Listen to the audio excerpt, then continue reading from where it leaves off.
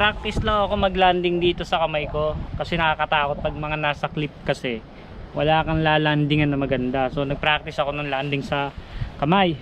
Kaso naubusan ako ng battery kaya uwian na. By the way, andito ako sa Bora, isang kaduluduluhan pala nung isla dito sa Okinawa. Kaya yon, uwian na tayo. By the way, tripping aya. Boom.